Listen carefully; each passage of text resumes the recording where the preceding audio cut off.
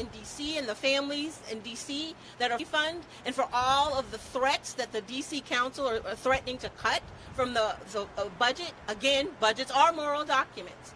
And I'm also going to stand here and speak to the fact that there's a larger body that's doing some unjust work. And that is the folks in the federal also threatening to cut childcare, who are threatening to take food out of the mouths of not only children, their parents, and the providers that stand with us today. And it's a shame.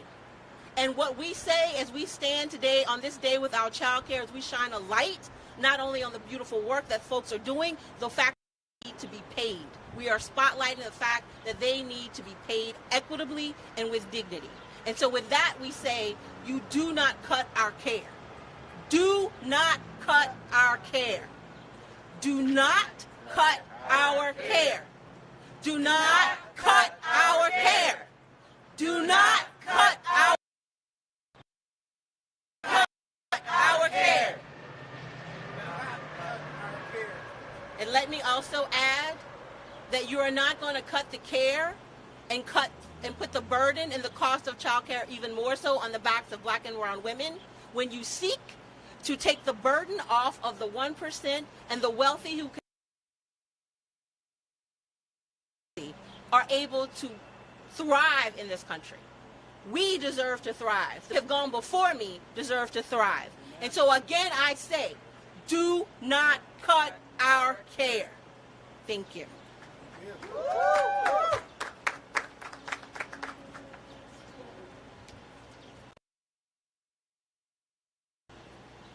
Thank you so much, Jennifer. I'd like to introduce Sarethia Robinson, who is the Director of Movement Building at All Our Kin.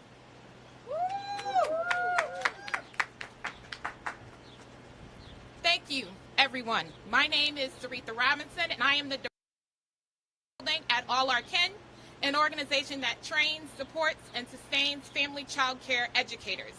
Today, I'm here to talk about the broken child care system. It's a broken system that starts from the top, at the federal level to the local level, right? A truly functioning system, child care system, would account for the needs of all parents, educators, children. It would provide high quality, affordable child care in a setting that families prefer. And it would demonstrate respect for educators by providing a thriving wage to them, benefits, right, and support they need to do the most important job on earth. Instead, family child care educators are living on raisin-thin margins, unable to meet their needs or plan for their future. Some have multiple jobs. Far too many are forced out to leave the field. Why? Because child care in this country is built on slavery.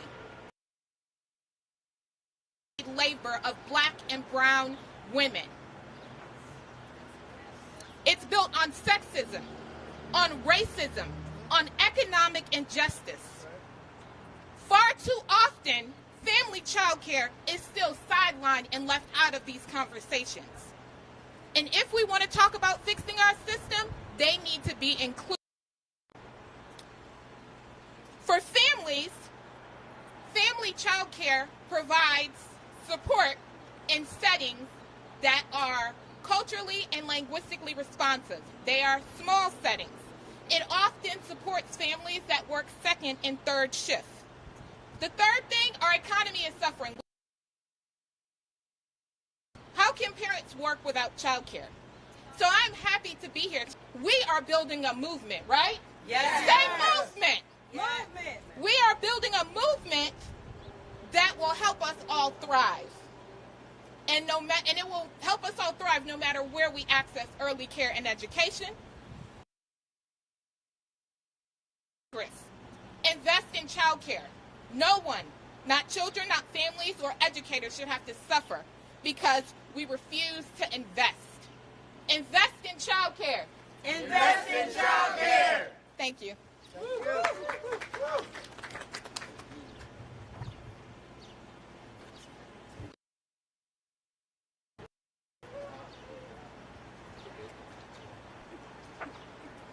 Thank you, Saritha. I need everyone to say with me, ain't no power like the power of the people, because the power of the people don't stop. You say, ain't no power like the power of the people, because the power of the people don't stop. Ain't no power like the power of the people, because the power of the ain't no power like the power of the people, because the power stop. And speaking of power, I present to some and introduce to others one of the most powerful executive directors in the organizing field, LaDon Love, the executive director of Spaces.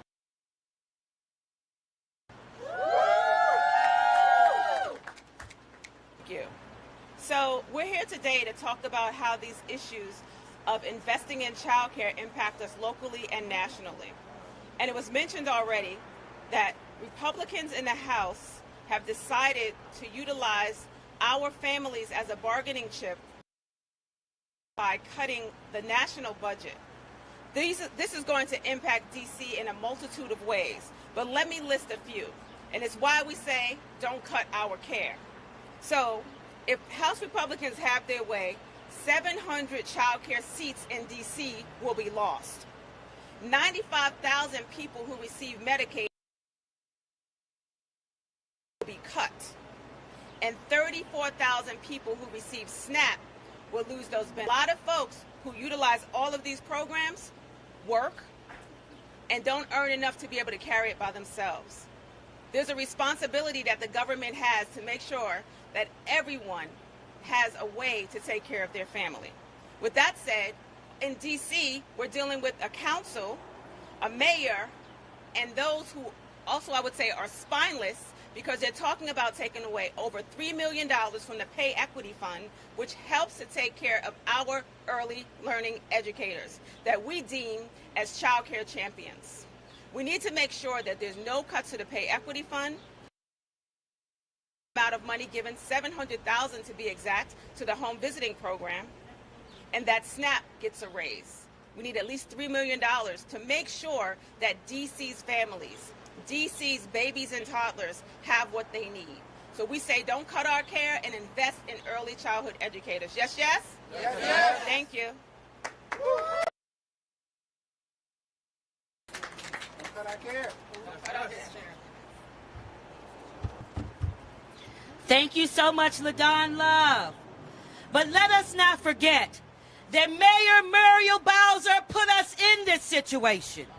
She cut housing, she cut health care and child care, all the while offering millions in incentives and tax breaks to developers downtown. Can you say shame? Shame! Shame! Shame! Shame! And now I want to bring forth one of our lead teachers right here at Loving Care Day Nursery, Miss Sharon.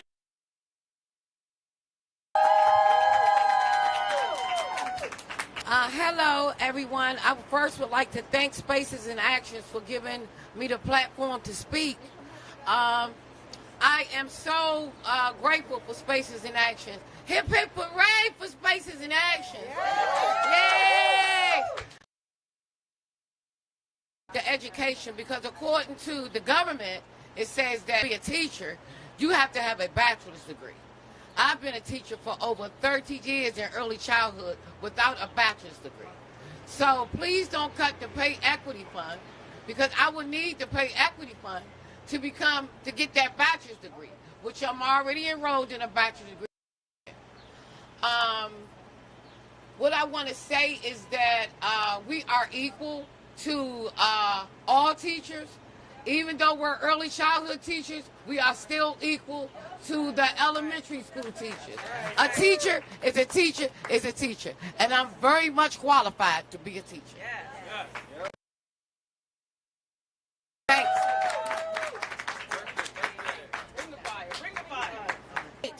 Ladies and gentlemen, the creative, the owner, and director and founder of Loving Care Day Nursery, I present to you one of the most prolific and powerful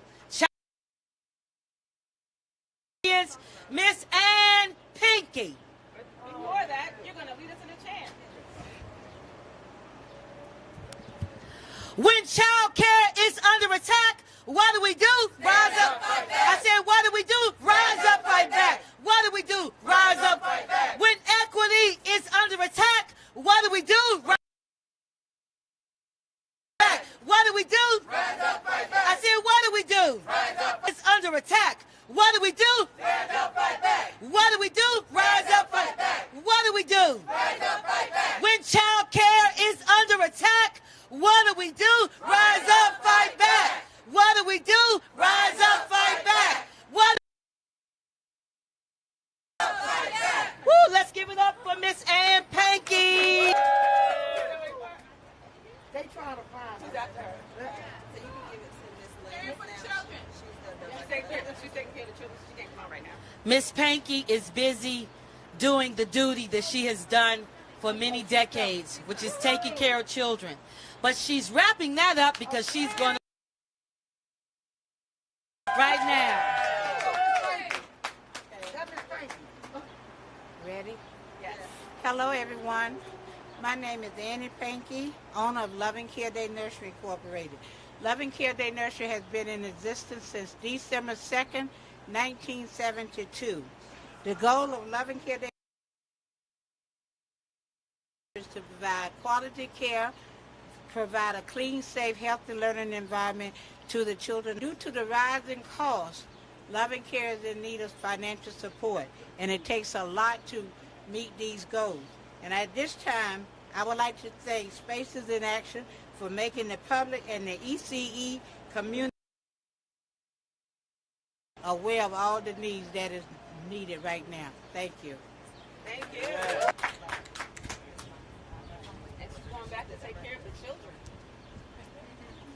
Thank you, Miss Pankey.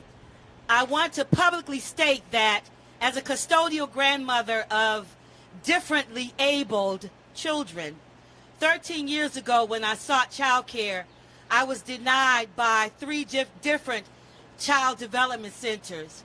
Miss Pankey opened the doors of Loving Care Day Nursery and nurtured my 2 neurodivergent children until they were able to attend elementary school. So today, I not only honor you, Miss Pankey, but I bow down in humble thanksgiving. And now I would like to introduce Miss Lane, who is a director here at Day Nursery.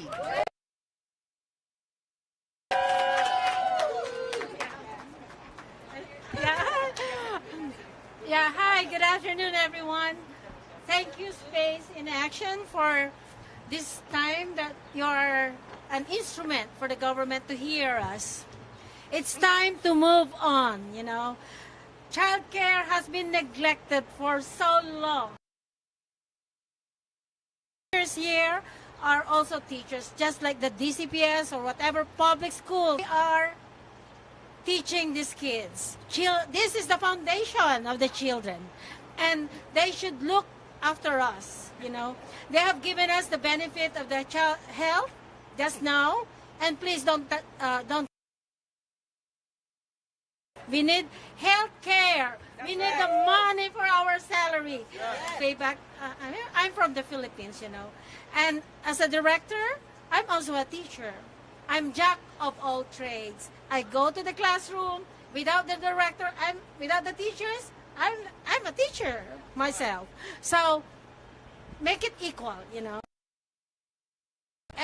Everybody, we deserve. We have, not only us, all teachers in the childcare should be looked upon. Like, they should increase the salary, and they should make it permanent, not temporary. Thank you. Thank you.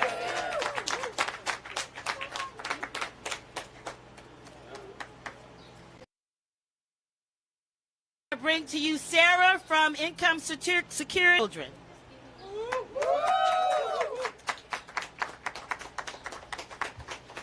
Hello, everyone. So glad to be with you. Thank you all, especially Spaces in Action and Community Change, for organizing this incredible event. I'm honored to stand in solidarity with you all today. I'm Sarah Yergo. I'm the Senior Manager of Campaigns at National Women's Law Center. injustice in all forms. And one of those forms, and maybe the most important of all, is childcare. We know that childcare is the backbone of our families, our economy, and our country. Today's Day Without Childcare shines a spotlight on just how critical childcare is to every community and every single workplace. And yet the childcare crisis is still ongoing and is still unacceptable. From childcare educators who have been systematically underpaid and undervalued, to women who are forced to leave the workforce, to children who don't have access to critical early learning opportunities, the current childcare system does not reflect the true cost of care, and it's not meeting anybody's needs. And all of this has continued to fall on women, particularly Black and brown women, over and over and over again. Enough is enough. It's about time, really it's beyond time, that we make investments in childcare so that all childcare workers are paid justly and are able to thrive, and that women don't have to choose between spending a huge chunk of their paycheck on childcare or being unable to go to work. The Biden administration's proposed budget and recent executive orders does so much of that and more. And yet, right now, Congress is debating harmful cuts to childcare, income and food assistance, and health care. The House Republicans' bill would take childcare away from 100,000 children nationally, and 200,000 kids would be kicked out of Head Start if they have their way. That's not right. Congress, hear us loud and clear. Stop trying to put a ceiling on our American dream. We need care, not cuts. Care, not cuts. Care, not cuts. Care, not cuts. Care, not cuts. Thank you. Thank you, Sarah. As we've heard repeatedly, that Congress is making drastic cuts. That if Congress overturned Trump's tax cuts to the wealthy, that would garner over $3 trillion to help raise the debt ceiling. Without further ado, I want to introduce our last speaker from Loving Care Daycare, Miss Franklin.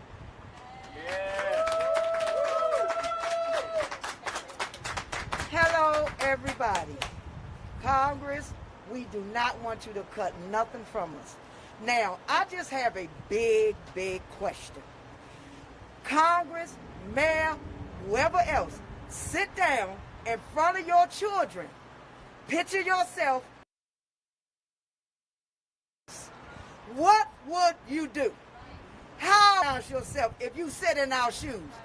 Don't just sit and give words and take from us. Get in some of our shoes and think about it. Well, what would I do if I couldn't take my child to daycare? What would I do if I have to leave my job, or did I have to make a choice from daycare or feeding my child? What would I do if I don't have enough to feed my child?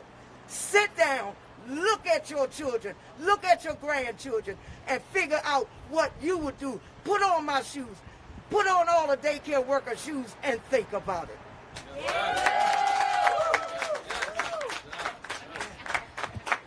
We may need to take a page from Miss Franklin and put our votes in our own shoes and walk away from many of these candidacies. Yes, yes? Yes, yes? Yes, yes? Yes. And now I want to introduce to you Erica Phillips from the National Association of Childcare. Put your hands together for Miss Erica Phillips. Good afternoon. Good afternoon. Childcare. Childcare